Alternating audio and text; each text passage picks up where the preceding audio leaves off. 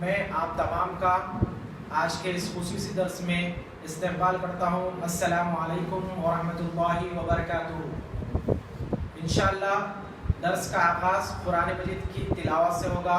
उसके लिए मैं अब्दुल हादी को दावत देता हूँ कि वो आए और कुरान मजीद की तिलावत से दर्स का आगाज़ करें। अब्दुल हादी।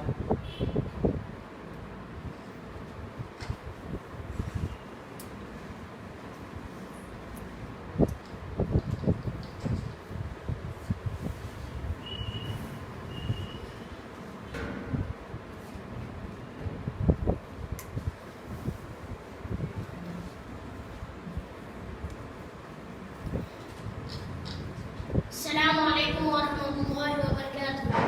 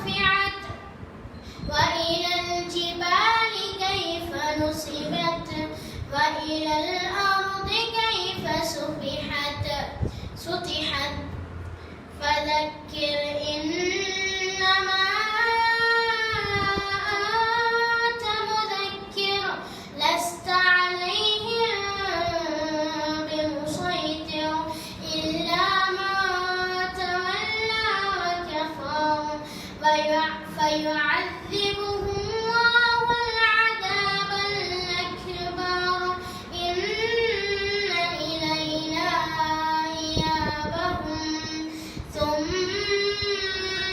إن علينا حسابهم. جزاك الله خيرا.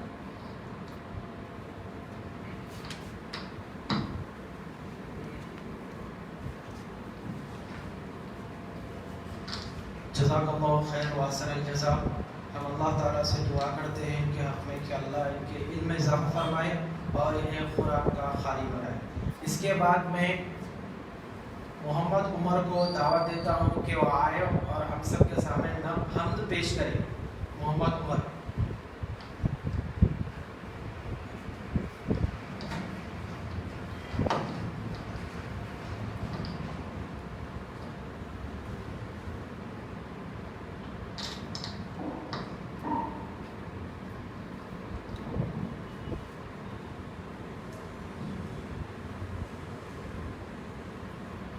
अस्सलामु अलैकुम व रहमतुल्लाहि व बरकातुहू।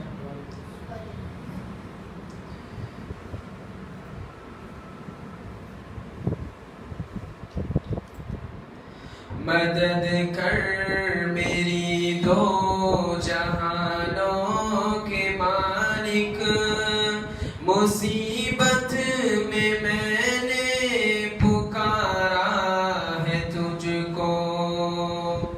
मदद कर मेरी दो जहानों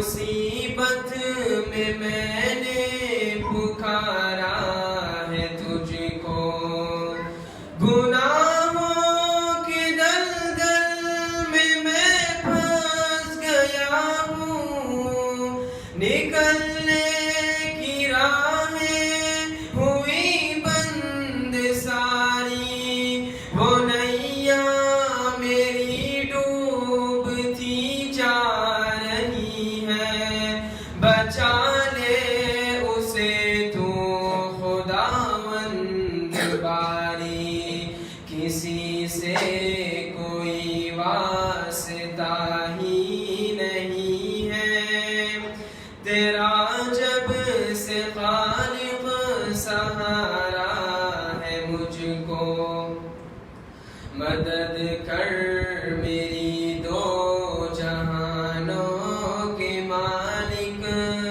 مصیبت میں نے پکارا ہے تجھ کو تیرا نام حی اور قیوم بھی ہے تجھے نیند آتی نہیں ایک پل بھی تو ہی تھامتا ہے زمین آسماں کو ہوائیں بھی ہے حکم سے تیری چلتی مجھے تھام لے اور بچا لے مجھے تو بہت دور لگتا کنارہ ہے مجھ کو مدد کر میری دو جہانوں کے مالک مصیبت میں نے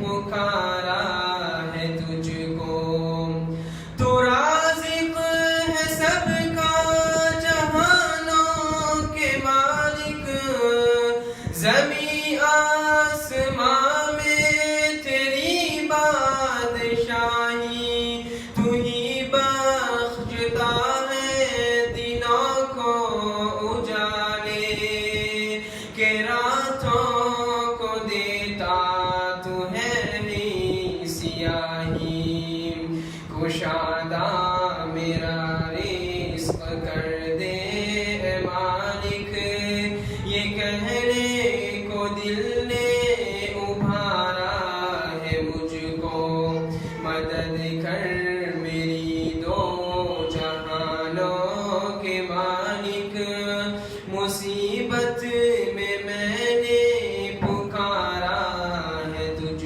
کو تیری بندگی تو میری زندگی ہے میری زندگی کا تو حاصل یہی ہے میں سجدے پہ سجدہ کیے جا رہا ہوں یہ گردن میری تیرے در پہ جھکی ہے قلم پھیر دے تو خدا میری خطا پر مالک مصیبت میں نے پکارا ہے تجھ کو مدد کر میری دو جہانوں کے مالک مصیبت میں نے پکارا ہے تجھ کو السلام علیکم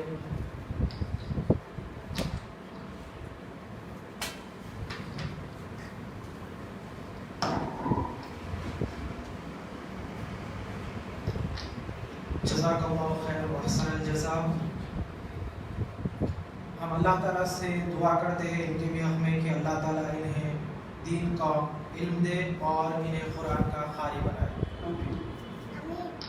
انشاءاللہ اس کے بعد میں آج کے ہمارے مقرر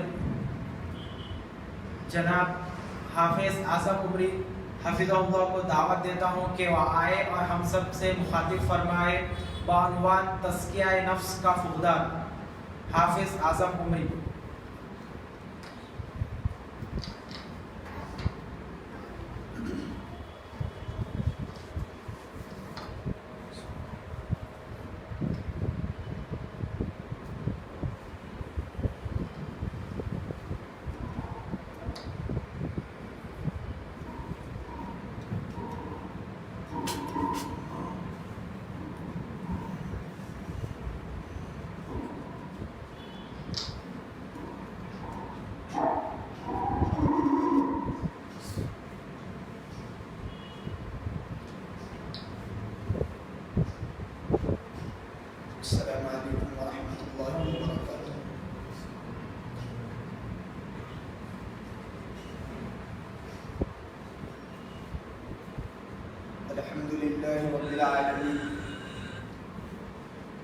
والصلاة والسلام على رسوله الكريم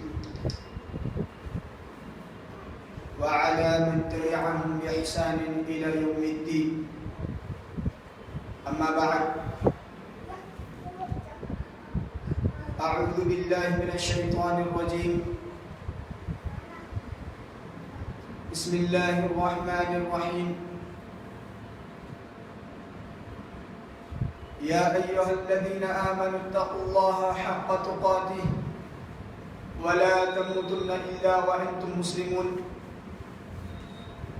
يا أيها الناس اتقوا ربكم الذي خلقكم من نفس واحدة وخلق منها زوجها وبث منهما رجالا كثيرا ونساء واتقوا الله الذي تساءلون به والأرحام إن الله كان عليكم رقيبا. يا أيها الذين آمنوا اتقوا الله وقولوا قولا سديدا يصلح لكم أعمالكم ويغفر لكم ذنوبكم ومن يطع الله ورسوله فقد فاز فوزا عظيما. وقال الله عز وجل: أعوذ بالله من الشيطان الرجيم. بسم الله الرحمن الرحيم. قد أفلح من تزكى وذكر اسم ربه فصلى بل تؤثرون الحياة الدنيا والآخرة خير وأبقى إن هذا لفي الصحف الأولى صحف إبراهيم وموسى. محترم حاضرین، ہر قسم کی تعریف، توصیف، کبریائی اور بزرگی لائق اور زیبا ہے اس وحدہ لا شریک کے لیے جس نے ہم تمام لوگوں کو اس دنیا کے اندر پیدا کیا. پیدا کرنے کے بعد اللہ رب العالمین نے ہماری رشد و ہدایت کے لیے اس دنیا کے اندر انبیاء کرام علیہ السلام کو مبعوث کیا. اسی سلسلے کی آخری کڑی ہمارے اور آپ کے آخری نبی جناب محمد رسول اللہ صلی اللہ علیہ وسلم ہے. درود و سلام نازل ہو تمام انبیاء کرام علیہ السلام پر، اور خصوصاً درود و سلام نازل ہو ہمارے اور آپ کے آخری نبی جناب محمد رسول اللہ صلی اللہ علیہ وسلم پر. محترم حاضرین، مختصر سی حمد و ثنا کے بعد جس عنوان کے تحت مجھے کچھ کہنا ہے، ہمارے علم میں ہے یہ بات، تزکیہ نفس کا فقدان. تزکیہ نفس، اس کی کیا اہمیت ہے اور کیا ضرورت ہے؟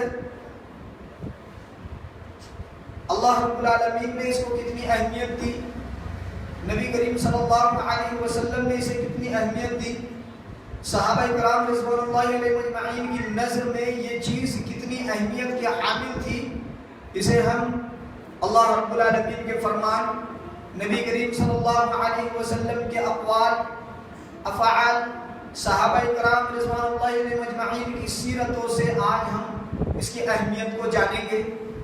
اور اگر یہ چیز زندگی میں نہ ہو تو اس کے نقصان کیا ہوتے ہیں، تزکیہ نفس کا فقدان اگر ہو جائے، اگر وہ ہماری زندگی میں نہ ہو تو اس کے نقصانات ہماری زندگی پر کیا اثرات اس کے مرتب ہوں گے، اسے بھی ہم مختصراً آج جانیں گے.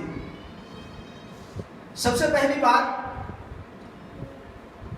جس اسلام کے ہم ماننے والے ہیں، جس اسلام کی تابع داری کا پلادہ ہم نے اپنی گردن میں ڈال رکھا ہے، جس اسلام نے ہمیں عزت بخشی ہے، وہ صرف دین ہی نہیں ہے بلکہ ایک مستقل تہذیب و تمدن کا گہوارہ ہے.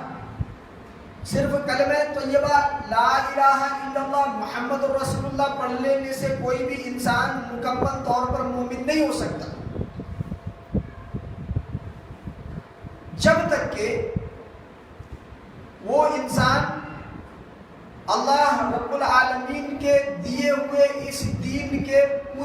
طور پر مکمل حقوق کو ادا نہ کر لے. اور دین کیا ہے؟ دین کے دو حصے ہیں، ایک حقوق اللہ ہے اور دوسرا حقوق العباد ہے. حقوق اللہ نماز، روزہ، حج، زکوٰۃ، کلمہ طیبہ کا اقرار کرنا، یہ حقوق اللہ ہے، اللہ رب العالمین کا حق ہے. دوسرا حقوق العباد ہے جس کا تبصرہ اللہ رب العالمین نے قرآن مجید کے اندر کھول کر بیان کیا. ایک لمبی فہرست سورہ نساء کی آیت میں اللہ رب العالمین نے گنا دی کہ یہ سارے حقوق العباد ہیں جن کو ادا کیے بغیر کوئی بھی انسان مکمل طور پر مومن بندہ نہیں بن سکتا ہے. حقوق العباد دوسروں کے حقوق ہم پر کیا عائد ہوتے ہیں، ہمارے رشتہ داروں کے، ہمارے پڑوسیوں کے، ہمارے اپنے ماں باپ کے، ہمارے اپنے بہن بھائیوں کے، ہمارے دوست و احباب کے، جس سماج سوسائٹی میں ہم رہتے ہیں ان کے کیا حقوق ہم پر عائد ہوتے ہیں، اس کا تذکرہ ہے.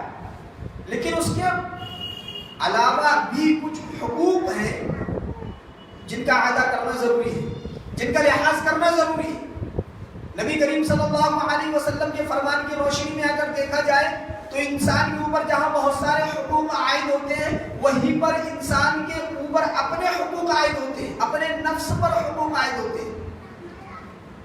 نفس، نبی کریم صلی اللہ علیہ وسلم نے فرمایا بے شک تمہارے نفس پر بھی تمہارا حق ہے. اور نفس کا سب سے بڑا حق کیا ہے؟ اس کا تزکیہ کرنا، اسے پاک کرنا، اسے صاف کرنا، اس کے اندر سے غلاظتوں کو دور کرنا، اسے نیکی کی طرف مائل کرنا، اسے برائیوں سے روکنا. یہ نفس کا سب سے بڑا حق ہے. کیوں حق ہے؟ کیونکہ نفس ہی ایک ایسی چیز ہے جو انسان کو برائی کی طرف لے کر جاتا ہے، برائی کا حکم دیتا ہے، برائی کے خیالات اس کے اندر پیدا کرتا ہے. اگر انسان اپنے اس نفس کا تزکیہ کر لے، اگر انسان اپنے اس نفس کو سدھار لے، اگر انسان اپنے اس نفس کو اپنے کنٹرول میں کر لے تو انسان بہت ساری برائیوں سے بچ جاتا ہے. انسان بہت ساری برائیوں سے بچ جاتا ہے. اسی لیے ہم دیکھتے ہیں نبی کریم صلی اللہ علیہ وسلم نے اس نفس کے شر سے پناہ مانگی. نبی کریم صلی اللہ علیہ وسلم نے فرمایا اعوذ بک من شر النفس، اے اللہ میں پناہ چاہتا ہوں، اے اللہ میں پناہ چاہتا ہوں تجھ سے، اپنے نفس کے شر سے میں تیری پناہ میں آتا ہوں. آپ صلی اللہ علیہ وسلم پناہ مانگتے تھے نفس کے شر سے. کیوں؟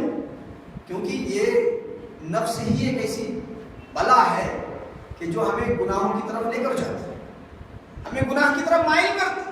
اگر ہم نے اس کا تزکیہ کر لیا تو انسان بہت سارے گناہوں سے اور خساروں سے بچ جاتا ہے. نفس کی تزکیہ نفس کی بڑی اہمیت ہے. اللہ رب العالمین نے قرآن مجید کے اندر وہ اقوال نقل کی اور وہ دعائیں نقل کی جس سے اس کی اہمیت کا اندازہ معلوم ہو جاتا ہے. حضرت ابراہیم علیہ السلام نے اور حضرت اسماعیل علیہ السلام نے دعا کی. کیا دعا کی؟ کہ رب تو اب ایک ایسے رسول کو بھیج جو کہ لوگوں کے نفس کا تزکیہ کرے، لوگوں کے نفس کو پاک کرے. تو نبیوں کو بھیجنے کا جہاں بہت سارے ذرائع ہیں، نبیوں کو بھیجنے کے جہاں بہت سارے مقاصد ہیں، رسولوں کو جہاں بھیجنے کے بہت سارے مقاصد ہیں، انہی مقاصد میں سے ایک مقصد، انہی وجوہات میں سے ایک وجہ یہ بھی ہے کہ رسول اپنی امتوں کا تزکیہ کرتے تھے. رسول اپنی امتوں کے نفس کا تزکیہ کرتے تھے، انہیں برائیوں سے روکتے تھے. کیا فرمایا؟ حضرت ابراہیم علیہ السلام اور حضرت اسماعیل علیہ السلام نے دعا کی اللہ رب العالمین سے، اے اللہ ربنا وبعث فیہم رسولا منہم یتلو علیہم آیات. اے ہمارے رب تو اب اس امت میں ایک رسول بھیج جو انہی میں سے، ربنا وبعث فیہم رسولا منہم، انہی میں سے ایک رسول بھیج جو کیا کرے؟ یتلو علیہم آیاتک، جو ان کے اوپر تیری آیات پڑھے، وَيُعَلِّمُهُمُ الْكِتَابَ وَالْحِكْمَةَ، اور انہیں کتاب و حکمت کی باتیں سکھائے، وَيُزَكِّيهِمْ، اور انہیں ان کا تزکیہ کرے، ان کا تزکیہ کرے، ان کو کتاب و حکمت کی باتیں سکھائے. ایسے رسول کو بھیج، ایسے رسول کی ضرورت ہے جو کہ انہیں تیری کتاب و حکمت کی باتیں بھی سکھائے، تیرے کلام کی آیات بھی پڑھ کر سنائے، اور ساتھ ساتھ ان کے نفس کے اندر جو برائیاں پائی جاتی ہیں اس کا بھی تزکیہ کرے. فرعون کی جب طغیانی بہت زیادہ بڑھ گئی، فرعون کی سرکشی جب بڑھ گئی، اللہ رب العالمین نے موسیٰ علیہ السلام کو حکم دیا، کیا کہا؟ فَقُلْ اِذْهَبْ إِلَىٰ فِرْعَوْنَ إِنَّهُ طَغَىٰ فَقُلْ هَلْ لَكَ إِلَىٰ أَن تَزَكَّىٰ۔ اللہ رب العالمین نے فرمایا کہ موسیٰ جاؤ، فرعون کی طرف جاؤ، وہ سرکش ہو گیا ہے، وہ سرکشی پر اتر آیا۔ فَقُلْ هَلْ لَكَ إِلَىٰ أَن تَزَكَّىٰ، اور تم اس سے جا کر کہو کیا تجھے تھوڑی سی بھی رغبت ہے اس بات پر کہ تیرا تزکیہ کیا جائے؟ فَقُلْ هَلْ لَكَ إِلَىٰ أَن تَزَكَّىٰ، کیا تم تھوڑا سا بھی اس بات پر مائل ہے، کیا تم تھوڑی سی بھی اس بات کی کشش رکھتا ہے کہ میں سدھر جاؤں؟ فَقُلْ هَلْ لَكَ إِلَىٰ أَن تَزَكَّىٰ، تیرا تزکیہ کیا جائے، تجھے سدھارا جائے۔ یہ بات اس سے جا کر کہی اللہ رب العالمین نے موسیٰ علیہ السلام کو بھیجا تزکیے کے لیے۔ تو رسولوں کا مقصد جہاں خدائے واحد کے سامنے لوگوں کو جھکانا تھا، غیر اللہ کے سامنے سے ہٹا کر ایک اللہ کے سامنے جھکانا یہ مقصد تھا، وہیں پر ایک مقصد اور تھا کہ لوگوں کا تزکیہ کیا جائے۔ خود اللہ رب العالمین نے ہمارے نبی صلی اللہ علیہ وسلم کو اسی مقصد کے تحت بھیجا۔ فرمایا هو الذی بعث فی الامیین رسولا منہم یتلو علیہم آیاتی ویزکیہم۔ اللہ رب العالمین نے رسول اکرم صلی اللہ علیہ وسلم کے بعثت کا مقصد بیان کر دیا۔ کیا فرمایا؟ وہی ہے هو الذی بعث فی الامیین رسولا منہم یتلو علیہم آیات ویزکیہم۔ اللہ رب العالمین نے فرمایا وہی ہے جس نے ان ان پڑھ لوگوں میں انہی میں سے ایک رسول بھیجا۔ هو الذی بعث فی الامیین رسولا منہم یتلو علیہم آیاتہ، وہ رسول جو کہ انہی میں سے بھیجا گیا اس کا کام کیا ہے؟ اللہ رب العالمین نے جو آیات دی ہیں وہ ان کو پڑھ کر سناتا ہے، ویزکیہم، اور ان کا تزکیہ کرتا ہے، ان کا تزکیہ کرتا ہے۔ تزکیہ صرف رسولوں کے حد تک نہیں ہے، بلکہ اللہ رب العالمین نے رسولوں کو بھیج دیا تزکیے کے لیے، پھر اللہ نے مومنوں کے اوپر احسان جتلایا، احسان بتایا کہ یہ میرا بہت بڑا احسان ہے کہ میں نے تمہارے اوپر رسولوں کو بھیجا جو تمہارے لیے تزکیہ کرتے ہیں۔ کیا فرمایا؟ لقد من اللہ علی المؤمنین اذ بعث فیہم رسولا منہم۔ اللہ رب العالمین نے فرمایا مومنوں پر اللہ نے احسان کیا۔ کیا احسان کیا ہے؟ اللہ رب العالمین نے احسان کیا یتلو علیہم من انفسہم یتلو علیہم آیاتہ ویزکیہم۔ جو اللہ رب العالمین نے مومنوں پر احسان کیا کہ اللہ نے تمہیں میں سے ایک رسول بھیجا جو اللہ رب العالمین کی آیات پڑھ کر تمہارے سامنے سناتا ہے، ویزکیہم، اور تمہارا تزکیہ کرتا ہے۔ آیات پڑھ کر تمہارا تزکیہ کرتا ہے۔ اللہ رب العالمین نے احسان کے طور پر احسان جتلایا، اور احسان جتلا کر قرآن مجید کے اندر اس احسان کو واضح کیا۔ حضرات، نبی کریم صلی اللہ علیہ وسلم قرآن کے ذریعے سے تزکیہ کیا کرتے ہیں۔ اسی بات کو اللہ رب العالمین نے ذکر کیا، لقد من اللہ علی المؤمنین اذ بعث فیہم، مومنوں کے اوپر احسان جتلایا، جو مومن نہیں ان کے اوپر نہیں بلکہ مومنوں کے اوپر۔ لقد من اللہ علی المؤمنین اذ بعث فیہم رسولا من انفسہم یتلو علیہم آیاتہ ویزکیہم۔ نبی کریم صلی اللہ علیہ وسلم کا فرمان یاد ہے، فرمایا خیر القرون قرنی ثم الذین یلونہم ثم الذین یلونہم۔ سب سے نبی صلی اللہ علیہ وسلم نے فرمایا سب سے بہتر زمانہ میرا زمانہ، پھر اس کے بعد والا زمانہ، پھر اس کے بعد والا زمانہ۔ نبی کریم صلی اللہ علیہ وسلم نے سب سے بہتر زمانہ اپنا زمانہ بتایا، اور پھر اس کے بعد صحابہ کرام رضوان اللہ علیہم اجمعین کا زمانہ بتایا۔ تو کیوں؟ آپ صلی اللہ علیہ وسلم تزکیہ کیا کرتے ہیں؟ صحابہ کرام رضوان اللہ علیہم اجمعین کے دلوں کے اندر خوف خدا تھا، اللہ رب العالمین کا خوف ان کے دلوں میں بیٹھا ہوا تھا، اور اس قدر اللہ رب العالمین کا خوف ان کے دلوں میں بیٹھ گیا تھا کہ وہ برائی کرنا تو دور کی بات، برائی کے تصور سے بھی لرز ہوتے تھے، کانپ اٹھتے تھے۔ ابن عباس رضی اللہ تعالی عنہما بیان کرتے ہیں عہد نبوت کے بعد آپ صلی اللہ علیہ وسلم کے انتقال کے بعد جب لوگوں کو کچھ برائی کرتے ہوئے دیکھتے، چھوٹے موٹے گناہ کرتے ہوئے دیکھتے تو کیا کہتے تھے؟ اللہ اکبر، کیا خوف خدا تھا، کیا اللہ رب العالمین کا ڈر ان کے دلوں میں بیٹھا ہوا تھا۔ کہتے تھے کہ اے لوگوں، جن گناہوں کو تم معمولی سمجھ کر گزرتے ہو، ان گناہوں کے تصور سے بھی ہم نے عہد نبوت میں خوف کھا جاتے تھے۔ یہی گناہ بیڑا غرق کرنے کے لیے کافی تھے، جن کو تم آج तबसरा था उस दौर का, जिस दौर के बारे में नबी सल्लल्लाहु अलैहि वसल्लम ने फरमाया कि ये बेहतर ज़माना है। बहरहाल अल्लाह रब्बुल आलमीन ने कुरान मजीद के अंदर रसूलों को भेजने का मकसद बयान किया कि ये तज़किये के लिए थे। तज़किया अगर इंसान करता है, अपने नफ्स का मुहासबा अगर इंसान करता है, उसका फायदा क्या होगा?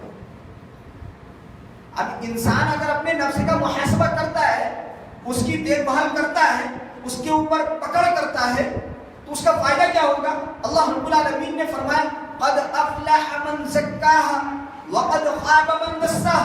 अल्लाह रब्बुल आलमीन ने फरमाया कि कामयाब हो गया ऐसा शख्स जिसने अपने नफ्स का तज़किया किया, व क़द ख़ाब मन दस्साहा, और खाक में मिल गया ऐसा शख्स जिसने अपने नफ्स का तज़किया ना किया। इब्तिदा में आयत पढ़ी सूरत अल-आला की, क़द अफ़लह मन तज़क्का व ज़करा अस्म रब्बिही फसल्ला बल तु'थिरूना अल-हयात अद-दुनिया वल आखिरतु खैरुन व अबक़ा इन्न हाज़ा लफ़ी सुहफ़िल ऊला सुहफ़ी इब्राहीम व मूसा। इन आयत के अंदर अल्लाह रब्बुल आलमीन ने बेहतरीन तज़किरा किया।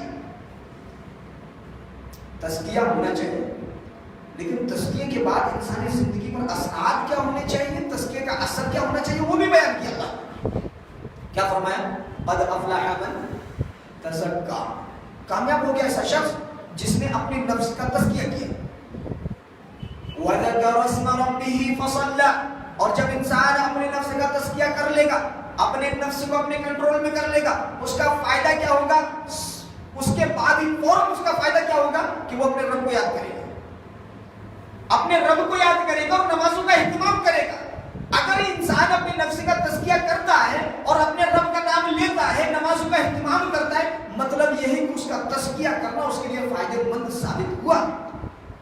बल तु'थिरूना अल-हयात अद-दुनिया, अल्लाह रब्बुल आलमीन ने फरमाया जो नफ्स का तज़किया करेगा वो कामयाब हो जाएगा, और फिर कामयाबी इस सूरत में कि वो अल्लाह का नाम भी लेगा और अल्लाह की इबादतों में लग जाएगा। लेकिन हाल क्या है? बल तु'थिरूना अल-हयात अद-दुनिया, लेकिन हाल तो ये कि तुम दुनियावी जिंदगी को बड़ा अहमियत देते हो, बड़ी अहमियत है तुम्हारे नजदीक। बल तु'थिरूना अल-हयात अद-दुनिया, अल्लाह रब्बुल आलमीन ने फरमाया वल आखिरतु खैरुन व अबक़ा, और आखिरत बेहतर है, हमेशा रहने वाली। तज़किये नफ्स, अपने नफ्स की खबरगिरी करना, मुहासबा नफ्स, जानते हैं किसको कहते हैं? मुहासबा नफ्स, नफ्स का तज़किया करना, नफ्स को पकड़ना, नफ्स को कंट्रोल में करना। उलमा ने लिखा है ठीक उसी तरह जैसा कि एक आदमी किसी के साथ बिजनेस करता है, पार्टनर होता है, बिजनेस शुरू करने से पहले उस बिजनेस के कुछ कवानीन बनाए जाते हैं, कुछ उसूल और ज़वाबित बनाए जाते हैं। इंसान अपने पार्टनर के साथ उसूल और ज़वाबित बनाता है, फिर जब तक बिजनेस चलता है तब तक उन उसूलों की देखभाल भी करता है, उन उसूलों की पाबंदी करता है, फिर देखभाल भी करता है कि कहीं से कोई उसूल टूट तो नहीं रहा है, कोई उसूल खत्म तो नहीं हो रहा है, कोई ज़ाबिता मेरा बिगड़ तो नहीं रहा है। इंसान उसकी देखभाल करता है, और जब बिजनेस का इख्तिताम होता है तब वहां पर इंसान हिसाब और किताब लगाता है कि मैंने क्या खोया और मैंने क्या पाया। अपने पार्टनर के साथ कुछ उसूल और ज़वाबित के साथ उलमा ने लिखा है कि इंसान अपने नफ्स के साथ भी ऐसे ही मुआहदे करे, कुछ उसूल बनाए, कुछ ज़वाबित बनाए, दिन भर का लाहिल अमल बनाए। सुबह में उठने के बाद दिल में ये ख्यालात करे कि मैं अपने नफ्स के साथ इस बात का मुआहदा करता हूँ, मैंने अपने नफ्स के साथ ये उसूल बांध रखे हैं, मैं इन उसूलों को तोड़ूंगा नहीं। और शाम को लेटते वक्त बिस्तर पे जाने के बाद आंख बंद करने से पहले अपने नफ्स का मुहासबा करे कि मैंने आज इस दिन के अंदर क्या खोया, क्या पाया, कितनी नेकियां की, कितनी बुराइयां की, कितनों को गाली दी, कितनों को बदकारी की, और कितनों की चुगलखोरी की, कितनों की गीबत की। इंसान ये सारा मुहासबा लेटे लेटे अपने आप से करे, यकीन जानो इंसान कामयाब हो जाए। और ये कब पैदा होगा? ये उस वक्त पैदा होगा जब अल्लाह रब्बुल आलमीन का खौफ हमारे दिल में होगा। जानते हैं जिस मुआशरे की तरबियत इस नहज पर होती है कि लोगों के कौल और फ़िअल का मुआखज़ा होने का खौफ उनके अंदर अगर हो پھر اس معاشرے کے اندر کوئی برائی نہیں ہوتی، اس معاشرے کے اندر کوئی برائی نہیں ہوتی، قتل و خون ریزی نہیں ہوتی، غیبت نہیں ہوتی، فحاشی نہیں ہوتی، زناکاری نہیں ہوتی، شراب خوری نہیں ہوتی ہے، کوئی بھی برا عمل اس معاشرے کے اندر نہیں ہوتا ہے، کیونکہ اس معاشرے کے افراد اس بات کو بخوبی جاننے والے ہوں گے اگر اس نہج پر تربیت ہو کہ ہم جو بھی کرنے والے ہیں، ہم جو بھی بولنے والے ہیں، ہمارے جو بھی اعمال ہیں، اللہ رب العالمین کی یہاں اس پر ہماری باز پرس ہوگی تو یقین جانو معاشرے کے اندر کوئی برائی نہیں ہو سکتی، ہمارے اندر کوئی برائی نہیں ہو سکتی۔ مسئلہ یہ پیدا ہوتا ہے کہ تزکیہ نفس کا فقدان ہماری اپنی زندگیوں میں آ چکا ہے، ہمارے معاشرے میں آ چکا ہے، ہم نے یہ سوچنا چھوڑ دیا ہے کہ ہمیں اس دنیا سے جانا ہے، ہم نے یہ سوچنا چھوڑ دیا ہے کہ ہم جو زندگی گزار رہے ہیں اس زندگی کے ایک ایک لمحے کا بھی حساب ہمیں دینا ہے، ہم نے یہ سوچنا چھوڑ دیا ہے، ہم بھول گئے اللہ رب العالمین نے زندگی دی ہے، بس گزار رہے کتنے لوگ جا رہے ہیں کتنے لوگ آ رہے ہیں کوئی مطلب نہیں ہے، ہمیں اپنے حساب نہیں کرنا۔ کامیاب آدمی وہ ہے جو اللہ رب العالمین کے حساب لینے سے پہلے خود اپنا حساب کر لے، ایسا ہی انسان کامیاب ہے۔ اللہ رب العالمین نے فرمایا قد افلح من زکاہا، کامیاب ہو گیا۔ دوسری جگہ اللہ رب العالمین نے فرمایا وَأَمَّا مَنْ خَافَ مَقَامَ رَبِّهِ وَنَهَى النَّفْسَ عَنِ الْهَوَىٰ فَإِنَّ الْجَنَّةَ هِيَ الْمَأْوَىٰ، اللہ رب العالمین نے فرمایا کہ وَأَمَّا مَنْ خَافَ مَقَامَ رَبِّهِ وَنَهَى النَّفْسَ عَنِ الْهَوَىٰ فَإِنَّ الْجَنَّةَ هِيَ الْمَأْوَىٰ، کہ ایسا شخص جو شخص اپنے رب کے سامنے کھڑا ہونے سے ڈر جائے۔ یہ خوف کہاں کا خوف ہے؟ یہ دنیا، اس دنیا میں ہمیں ڈرنا ہے، اللہ رب العالمین کا خوف اس دنیا میں لے کر آنا ہے کہ اس خوف کے ساتھ میں اپنی زندگی گزارنی ہے کہ مجھے اپنے رب کے سامنے کھڑا ہونا ہے۔ وَأَمَّا مَنْ خَافَ مَقَامَ رَبِّهِ، اپنے رب کے سامنے کھڑا ہونے سے جو شخص ڈر جائے، وَنَهَى النَّفْسَ عَنِ الْهَوَىٰ، اور نفسانی خواہشات سے بھی بچ جائے، وَنَهَى النَّفْسَ عَنِ الْهَوَىٰ، اللہ رب العالمین نے آخر میں فرمایا فَإِنَّ الْجَنَّةَ هِيَ الْمَأْوَىٰ، ایسے ہی شخص کا ٹھکانہ جنت ہے۔ کیا معلوم ہوا ہمیں کہ نفس انسان کا سب سے بڑا دشمن ہے، انسان کو برائیوں پر ابھارتا ہے۔ صحابہ کرام رضوان اللہ علیہ مجمعین کی زندگیوں کو جب ہم پڑھتے ہیں، اللہ اکبر، ایسے افراد، ایسی شخصیات کہ جن کا چلنا اس دنیا کے اندر جنت میں چلنے کی آواز سنائی دیتی تھی، وہ افراد جن کے بارے میں نبی کریم صلی اللہ علیہ وسلم نے، اللہ رب العالمین نے رضامندی کا اعلان اپنے قرآن مجید میں کیا۔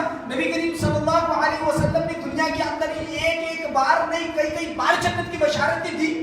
ان کا حال یہ تھا کہ اپنے گناہوں کا، اپنے نفس کا اس قدر تزکیہ کیا کرتے تھے، اس قدر تزکیہ کیا کرتے تھے کہ اللہ اکبر، آج ہم اس قدر گناہوں میں ڈوبے ہوئے ہیں، پھر بھی ہمیں اپنے آپ کی کوئی فکر نہیں۔ اور صحابہ کرام کی زندگیوں کو دیکھو، اللہ اکبر، اس قدر اللہ رب العالمین کی یاد میں ڈوبے ہوئے ہیں، اس قدر اپنی چھوٹی موٹی لغزشیں جو کہ لغزشیں ہی نہیں ہیں، اللہ اکبر، ان کے بارے میں اس قدر خوف کھاتے ہیں، اس قدر خوف کھاتے ہیں کہ ہمیں صحابہ کرام کی زندگیوں کو پڑھ کر ان کی زندگیوں سے سبق سیکھنا چاہیے۔ صحابہ کرام رضوان اللہ علیہ مجمعین کس قدر اللہ رب العالمین کا خوف اپنے دلوں کے اندر رکھتے تھے۔ حضرت حنظلہ رضی اللہ تعالی عنہ اپنے گھر سے نکلے اور یہ کہتے ہوئے نکلے کہ حنظلہ منافق ہو گیا۔ اللہ اکبر، کس قدر عمل تھا، کیسا عمل تھا، کس قدر ان کی عملی زندگی، کس قدر ان کی بہترین زندگی تھی کہ اٹھتے بیٹھتے اللہ رب العالمین کی یاد میں، اگر اس یاد میں بھی تھوڑی سی کمی ہو جاتی تھی تو صحابہ کرام پریشان ہو جاتے تھے کہ کہیں ایسا تو نہیں ہے کہ ہمارے اندر نفاق آ گیا ہے۔ حضرت حنظلہ رضی اللہ تعالیٰ عنہ گھر سے نکل گئے اور کیا کہتے ہیں؟ حنظلہ منافق ہو گیا، حنظلہ منافق ہو گیا۔ حضرت ابو بکر صدیق رضی اللہ تعالیٰ عنہ راستے میں ملے اور کہا کہ دعا سلام ہوا، دعا سلام ہونے کے بعد میں حضرت حنظلہ رضی اللہ تعالیٰ عنہ نے اپنی کیفیت بیان کی۔ سبحان اللہ، حضرت ابو بکر صدیق رضی اللہ تعالیٰ عنہ جن کے بارے میں اللہ رب العالمین نے فرمایا ثانی اثنین اذ ہما فی الغار اذ یقول لصاحبہ لا تحزن، دوست کا اللہ رب العالمین نبی کریم صلی اللہ علیہ وسلم، ایسے صحابی وہ بھی کیا کہتے ہیں کہ میرا بھی یہی حال ہے۔ حال کیا تھا؟ حال کیا تھا کہ جب میں نبی کریم صلی اللہ اللہ علیہ وسلم کی محفل میں ہوتا ہوں میرا ایمان بڑھ جاتا ہے, اللہ رب العالمین کی محبت میرے دل میں آ جاتی ہے, میرا ایمان حد درجے بڑھ جاتا ہے. لیکن جب میں اپنے گھر میں جاتا ہوں, اپنی بیوی بچوں میں ہوتا ہوں, تو وہ ایمان میں جو بڑھوتری ہوتی ہے وہ میرے گھر میں کم ہوتی نظر آتی ہے مجھے. اسی لیے مجھے ایسا معلوم ہوتا ہے کہ میں منافق ہو گیا. حضرت ابو بکر صدیق رضی اللہ تعالیٰ عنہ نے فرمایا کہ یہ حال تو میرا بھی. دونوں گئے نبی کریم صلی اللہ علیہ وسلم کے پاس. سبحان اللہ, دونوں کی طلب کیا تھی؟ اللہ اکبر. یہ طلب جاننے کی ضرورت ہے. طلب کیا تھی؟ طلب یہ تھی کہ جو ایمان ہمارے اندر موجود ہے, جو ایمان بڑھ جاتا ہے آپ کی محفل میں, وہی ایمان ہمارے گھر میں جا کے کم ہو جاتا ہے. کہیں ایسا تو نہیں ہے کہ ہمارا نفس ہم پر غالب آ رہا ہے. نبی کریم صلی اللہ علیہ وسلم نے فرمایا اس میں نفاق کی کوئی بات نہیں ہے, بلکہ یہ تو ایمان ہے جو کہ گھٹتا بھی ہے اور بڑھتا بھی ہے. اور جو ایمان میری محفل میں تمہارا رہتا ہے, اگر یہی تمہارے گھر میں بھی رہنے لگے تو فرشتے تم کو سلام کرنے لگے. اللہ نبی صلی اللہ علیہ وسلم نے فرمایا اس سے گھبرانے کی ضرورت نہیں ہے.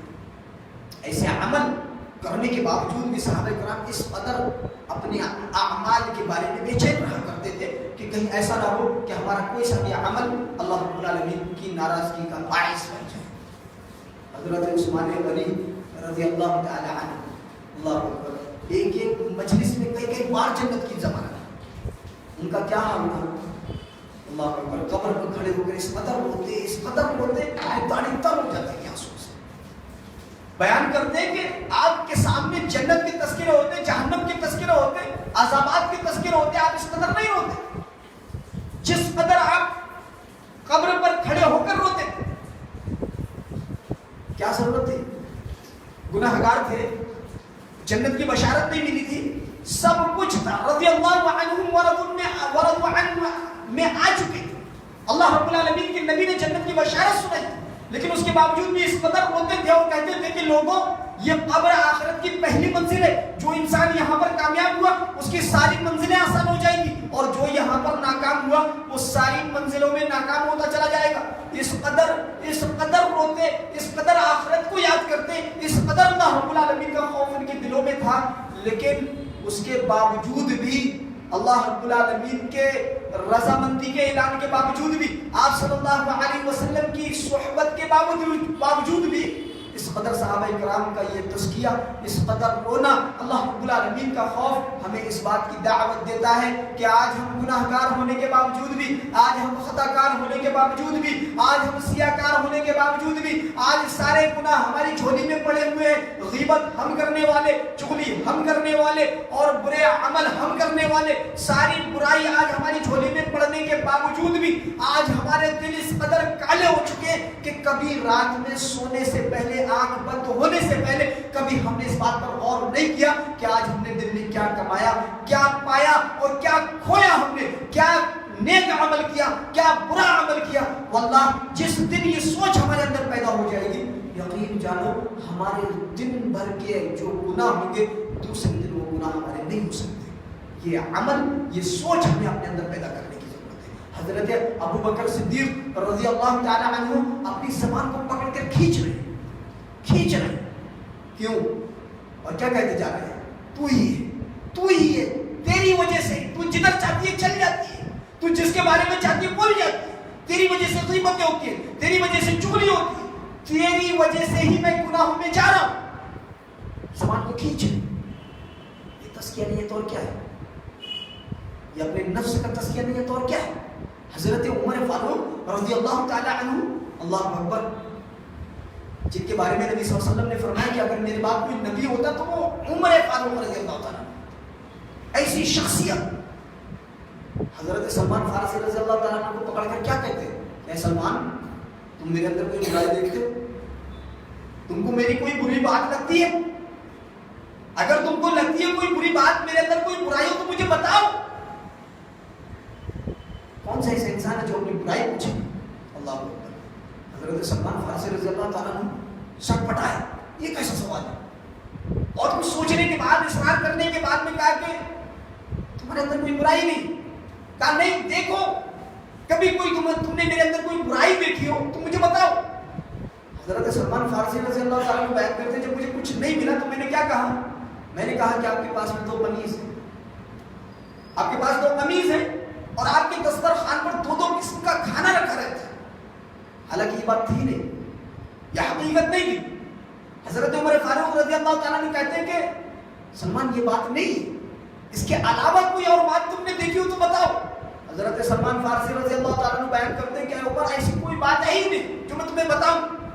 صحابہ کرام کو اس قدر دلچسپی ہوتی تھی، اس قدر جستجو ہوتی تھی کہ کہیں کوئی بری چیز، بری عادت، برا عمل ہمارے اندر پنپ رہا ہے، ہم کر رہے ہیں اور ہمیں معلوم نہ ہو، کہیں ایسا نہ ہو کہ اللہ رب العالمین کی ناراضگی کا باعث وہی عمل بن جائے۔ اسی لیے صحابہ کرام دوسروں سے پوچھتے اپنے عمل کا تزکیہ کرتے ہیں۔ حضرات آج ہمیں اپنی زندگیوں پر غور کرنے کی ضرورت ہے۔ آئے دن ہم گناہ میں لپٹتے جا رہے ہیں، ڈوبتے جا رہے ہیں۔ اور یاد رکھو جیسا کہ ہم نے شروع میں کہا کہ جس معاشرے کی تربیت اس نہج پر ہو کہ تم پوچھے جاؤ گے، تم سے سوال کیا جائے گا تمہاری عملی زندگی کے بارے میں، تم کو اللہ رب العالمین نے جو زندگی دی اس کے بارے میں، جوانی کے بارے میں، بڑھاپے کے بارے میں، بچپن کے بارے میں، اللہ رب العالمین کی دی ہوئی زندگی کے ایک ایک لمحے کے بارے میں ہم سے سوال ہوگا۔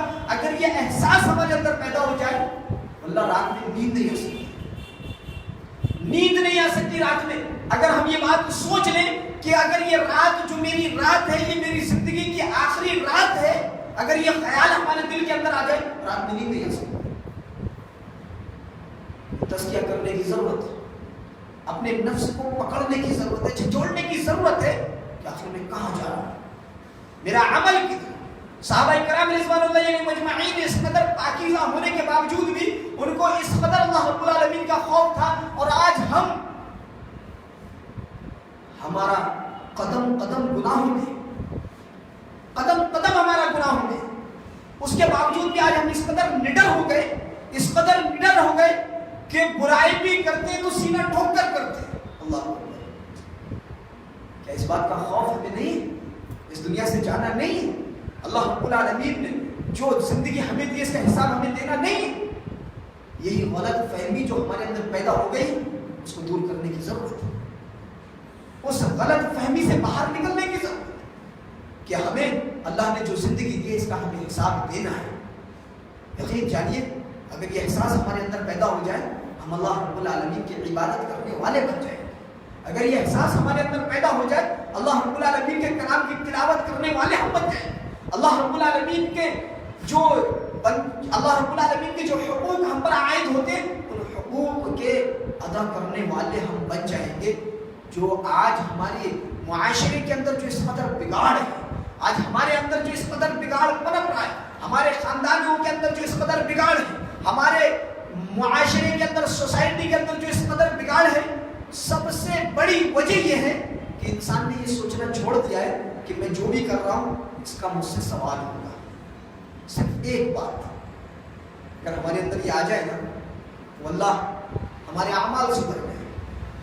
انسان اگر اس بات کا خوف اپنے دل کے اندر رکھ لے تو انسان اپنے نفس کا ہی نہیں بلکہ اپنے دل کے اندر اٹھنے والے خیالات کا بھی پکڑ کرنے لگے گا کہ کہیں میرے دل کے اندر برا خیال نہ آ جائے، کیونکہ میرا رب وہ رب ہے جو میرے دل کے خیالات کو بھی جانتا ہے۔ انہ علیم بذات الصدور ہے میرا رب دلوں کے بھیدوں کو بھی جاننے والا ہے، دل میں اٹھنے والے خیالات کو بھی جان رہا ہے۔ جس رب پر میں ایمان رکھتا ہوں، محترم حضرات، اگر یہ خیال ہمارے اندر آ جائے تو ہمارے دل کے اندر سے کوئی برا خیال بھی نہیں گزرے گا، ہم اس پر بھی پکڑ کریں گے۔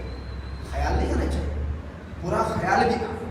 تو حضرات خلاصے کے طور پر اگر میں کہوں تو بات یہ ہے کہ ہم اپنا نفس کا محاسبہ کرنا چاہیے، تزکیہ کرنا چاہیے، دن بھر کا لاحق عمل ہمارے سامنے ہونا چاہیے۔ صبح ہونے کے بعد ہم اپنے نفس سے معاہدہ کریں کہ مجھے فلاں گناہ نہیں کرنا، مجھے فلاں نیکی کرنی، اتنے وقت کی نماز پڑھنی، فلاں کے ساتھ میں اچھائی کرنی ہے، فلاں کی مدد کرنی ہے، فلاں کے کام میں ہاتھ بٹھانا ہے۔ یہ اپنے نفس سے معاہدہ کرتے ہوئے انسان صبح کرے اور پھر اس معاہدے پر عمل پیرا ہو، اس اپنے معاہدے کا پاس و لحاظ رکھے، اور جب انسان صبح رات میں بستر پر جائے، بستر پر لیٹنے کے بعد آنکھ بند کرنے سے پہلے انسان اپنے نفس سے پوچھے سوال کرے کہ ہاں صبح میں جو وعدہ ہوا تھا اس وعدے کے مطابق کتنا عمل ہوا، کتنے نیک عمل ہوئے، کتنوں کی مدد کی، کتنے گناہوں سے میں آج بچا۔ یقین جانیے انسان پہلے دن پورا محاسبہ نہیں کر سکتا، دوسرے دن کچھ گناہ اس کے کم ہوں گے، تیسرے دن پھر گناہ تھوڑے سے کم ہوں گے، چوتھے دن پھر تھوڑے سے گناہ کم ہوں گے۔ اسی طرح سے انسان دھیرے دھیرے کر کے مکمل طور پر انسان کامل مومن ہوگا اور گناہ اس کے سارے اس سے چھڑ جائیں گے، دور ہو جائیں گے۔ یہ نفس کا تزکیہ کرنے کا فائدہ ہے، اور یقین جانو اگر ہم نے ایسا نہیں کیا تو ہم اپنے نفس کے غلام بن جائیں گے۔ اور اللہ رب العالمین نے جنت کا وعدہ انہی لوگوں سے کیا ہے جو اپنے نفس کی بات کو نہیں مانتے، نفس سے بچتے ہیں، نفس کی خواہشات سے بچتے ہیں، ایسے ہی لوگوں کا ٹھکانہ جنت ہوگا۔ اور جو انسان نفس کے کہنے پر چلتا ہے، گناہوں میں ڈوبا ہوا ہے، چاہے وہ مرد ہو یا عورت، ایسے مرد کا یا ایسی عورت کا ٹھکانہ جنت نہیں ہو سکتا جو کہ نفس کا غلام ہے۔ اگر ہمیں جنت کا ٹھکانہ پانا ہے تو اپنے نفس کا تزکیہ کرنا ہے۔ تو ہم اللہ رب العالمین سے دعا کرتے ہیں کہ اللہ رب العالمین ہمیں اپنے نفس کا تزکیہ کرنے کے اللہ ہمیں توفیق دے، اللہ رب العالمین ہمیں گناہوں سے بچا دے، اللہ نیک عمل کرنے کی ہمیں توفیق دے، اللہ ہمارے جو بھی نیک اعمال ہیں اللہ قبول کر لے، اللہ ہر مصیبت، پریشانی، ہر آفات سے ہماری حفاظت فرما، آمین۔ اللہ رب العالمین ہم نے جو بھی کہا ہے وہ کہنے والے کو اور سننے والے کو تمام کو اس پر عمل کرنے کی ہمیں توفیق دے، آمین۔ وآخر دعوانا الحمد للہ رب العالمین۔ السلام علیکم ورحمۃ اللہ وبرکاتہ۔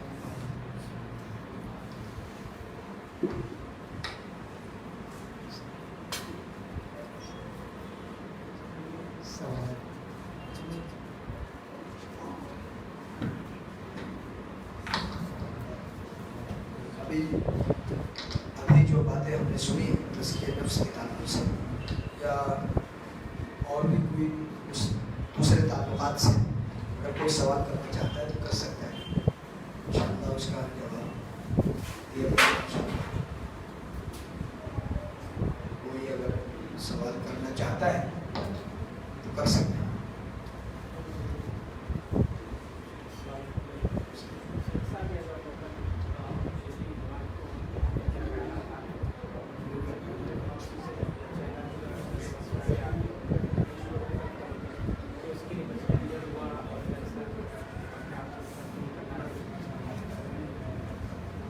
دیکھیے سوال کیا ہے، ماشاء اللہ اچھا سوال ہے کہ انسان کے دل میں جو وسوسے آتے ہیں، خیالات آتے ہیں، خصوصاً جوانی میں، تو جوانی ایک ایسا مرحلہ ہے کہ خصوصیت کے ساتھ اللہ نے جوانی کا تذکرہ کیا قرآن مجید کے اندر، نبی کریم صلی اللہ علیہ وسلم نے بھی۔ یہ مرحلہ ایسا ہے کہ انسان قدم قدم پر مجاہدہ کرنا پڑتا ہے۔ اگر انسان اس عمر میں اپنے آپ کو اگر اللہ رب العالمین کی عبادتوں میں انسان اگر لگا دے تو شیطان پھر کچھ نہیں بگاڑ سکتا۔ رہی بات خیالات کی، تو شیطان کے بارے میں نبی صلی اللہ علیہ وسلم نے فرمایا کہ شیطان تمہاری رگوں میں اس طرح سے دوڑتا ہے جیسا کہ خون تمہاری رگوں میں دوڑتا ہے، تو اس کے وسوسے، اس کے خیالات تمہارے اندر آنا یہ لازمی چیز ہے۔ لیکن نبی کریم صلی اللہ علیہ وسلم سے جو صبح شام کے اذکار والے تھے ان کو پڑھا جائے۔ نبی کریم صلی اللہ علیہ وسلم نے جو صبح میں اذکار ہیں، جو شام کے اذکار ہیں، وہ پڑھنے کے بعد اللہ رب العالمین کے حفظ و امان میں آ جاتا ہے۔ اس کے باوجود بھی شیطان کے خیالات اگر آ رہے ہیں تو پھر ان کو ذہن میں نہ لایا جائے، ان کو چھوڑ دیا جائے، ہمیشہ اللہ رب العالمین کی یاد میں رہیں، اللہ رب العالمین اس سے ہماری مدد کرے گا۔ اس کے باوجود بھی اگر خیال آتے ہیں تو پھر مواخذہ نہیں ہوگا، مواخذہ نہیں ہوگا۔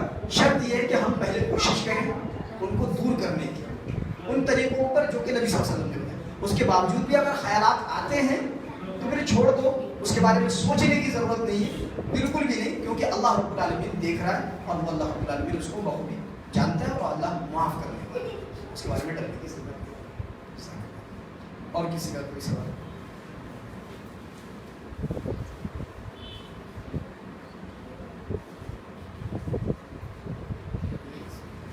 خواتین میں اگر کوئی سوال ہو تو سکتے ہیں.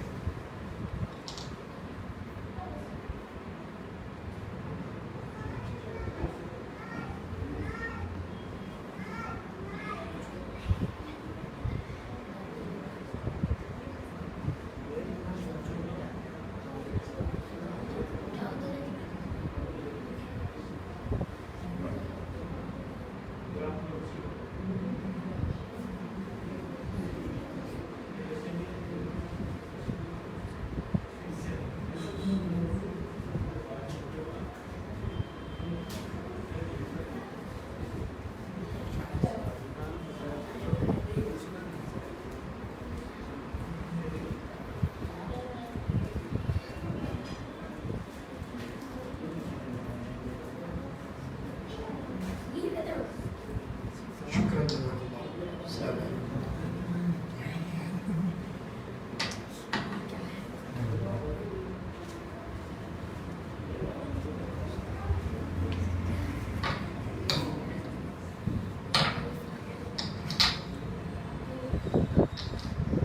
جزاک اللہ خیر و احسن الجزاء.